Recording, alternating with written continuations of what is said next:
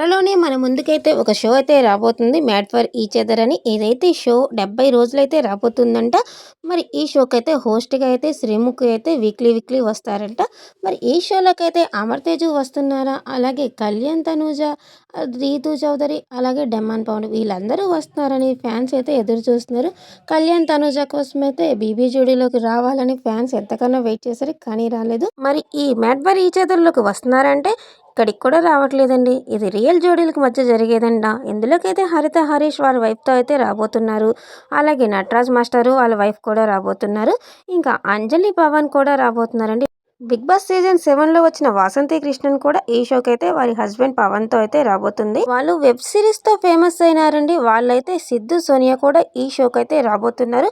ఇక రీసెంట్‌గా మ్యారేజ్ చేసుకున్న శాండ్రా మహేష్‌లు కూడా ఈ షోలో అయితే కనిపించనున్నారు.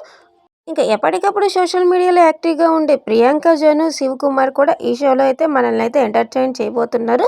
ఇక నూకరాజు, ఆశయ్ కూడా ఈ షోలో అయితే కనపడనున్నారు. ఇక శుభశ్రీ తెలుసు కదండీ! 'బిగ్ బాస్'లో ఒక సీజన్‌లో వచ్చింది. ఆ అమ్మాయి వాళ్ళ హస్బెండ్‌తో కలిసి అయితే ఈ షోకైతే అటెండ్ అయితే అవ్వబోతుంది. ఈ 9 జంటలతో పాటు ఇంకొకళ్ళు ఎవరో యూట్యూబ్‌లో బాగా ఫేమస్ అయిన వాళ్ళనైతే తీసుకొస్తున్నారంట. మరి ఈ షోలో ఇలా పార్టిసిపేట్ చేస్తున్న జంటల్లో మీకు ఫేవరెట్ జంట ఎవరు?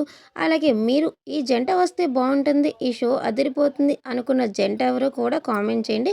ఇలాగా పెళ్లి అయిన జంటల్ని, పెళ్లి కాబోతున్న జంటల్ని ఇలా అయితే ఈ షోకైతే తీసుకురాబోతున్నారంటే షో మొత్తం 70 రోజులైతే నడుస్తుందంట.